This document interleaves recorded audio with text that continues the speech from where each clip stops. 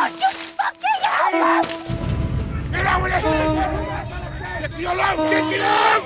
Get to your load!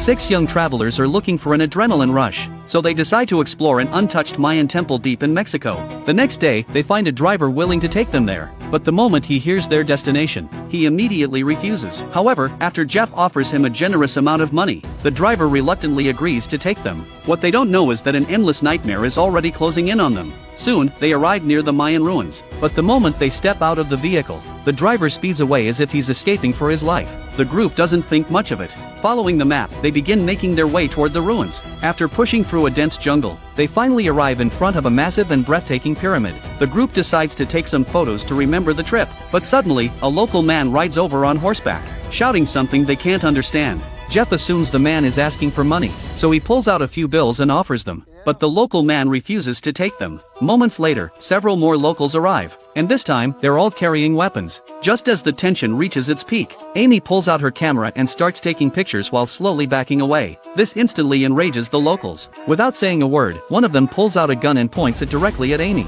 Dimitri assumes they only want her camera, so he quickly takes it from Amy's hands and prepares to give it to them. But just as Dimitri slowly walks toward the locals to hand over the camera,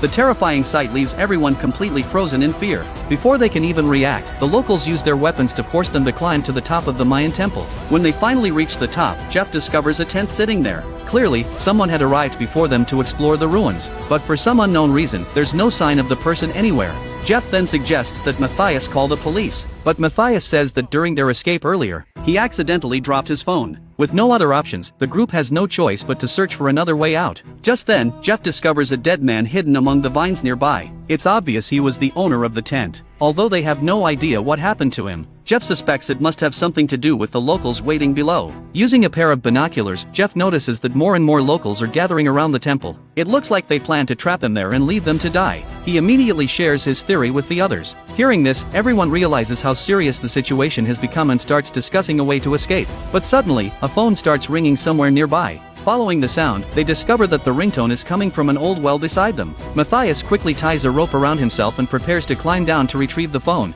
but just as he gets only a few feet away from the bottom,